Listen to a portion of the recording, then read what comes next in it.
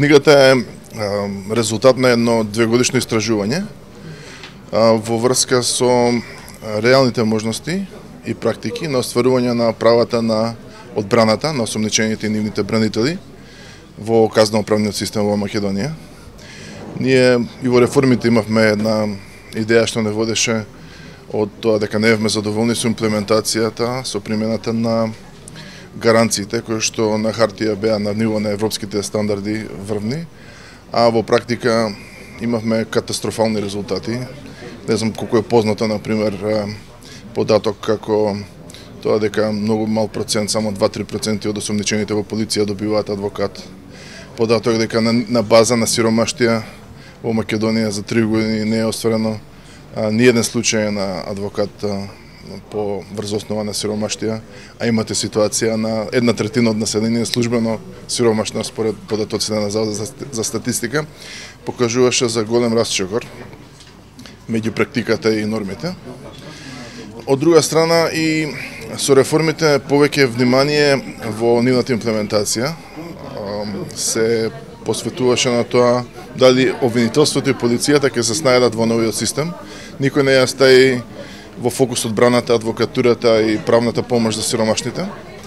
И ние се обидуваме со ово истражување и нашите препораки да го вратиме балансот за да има така наречена еднаквост на оружјето или правото на фер судење да биде во практика загарантирана, не само теоретско или илузорно. Се обидовме и да го анализираме нашиот систем од аспект на најновите стандарди на Европската Унија. Таа во последниве 4-5 години донесе повеќе директиви баш за оваа сфера.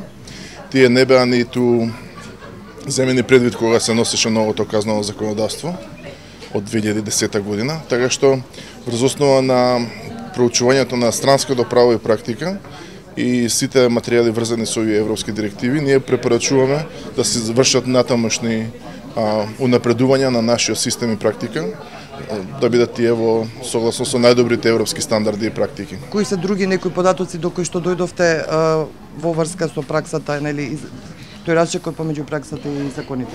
Па, системски има сериозни проблеми. Најнапред може да се види од сите податоци дека вистински главен фактор во казно-правниот систем не се ни судовите, ни адвокатите, ниту обвинителството, туку се уште полицијата. Таа има сериозен монопол и сериозно влијание врз обвинителството. А богами врз исходот на казно-правниот систем искочија дека во Македонија ако ве пријави полиција, дека обвинителството речиси автоматски ќе го обвини, а 95% од тие ќе завршат со осудителни пресуди.